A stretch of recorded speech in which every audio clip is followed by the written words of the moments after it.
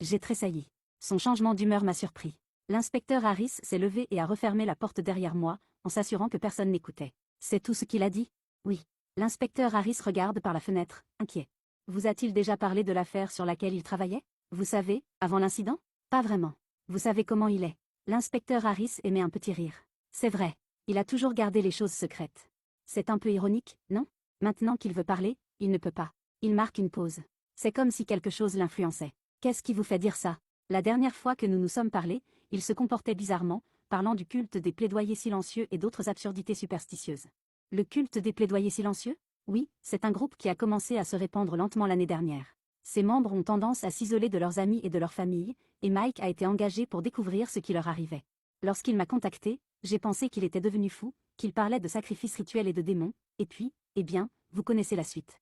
Il a disparu pendant une semaine, et quand nous l'avons trouvé, il était silencieux. Vous ne pouvez pas penser qu'il est. C'est fou, mais oui, il est peut-être maudit. C'est de la folie. Et quelle autre explication y a-t-il? C'est de Mike qu'il s'agit. Il ne croit même pas à l'électricité. Le fait qu'il soit si profondément affecté devrait être un avertissement. Mais pourquoi a-t-il fait des signes tous les jours? Pourquoi n'est-il pas venu vous voir? Il se peut que ce qui le retient l'empêche de l'écrire ou de le dire à haute voix. S'il venait ici pour utiliser un traducteur, je devrais faire un rapport officiel et enregistrer sa déclaration. Je me suis affaissée sur ma chaise.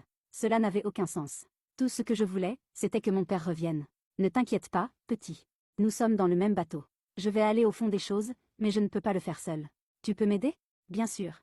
Bien. Va voir ton père. Dites-lui que je suis sur le coup. Voyez si vous pouvez l'amener à nous en dire plus. J'arrivais à la maison aussi vite que possible. Maman n'était pas là, mon frère non plus. C'est le moment idéal pour communiquer. Je suis allé voir mon père et j'ai signé. J'ai parlé à Harris. Papa s'est arrêté une seconde, surpris. Qu'est-ce qu'il a dit? Il a signé. Il me croit maintenant? Oui, il a dit qu'il était d'accord. Papa avait l'air ravi de cette nouvelle. C'est vrai? J'ai signé. Es-tu maudit? Papa a hésité puis a signé oui, j'avais besoin de me calmer, l'existence du surnaturel ne me semblait pas juste, mon monde s'écroulait puis j'ai réalisé que papa devait se sentir exactement comme ça, peut-être même pire vu son scepticisme obstiné.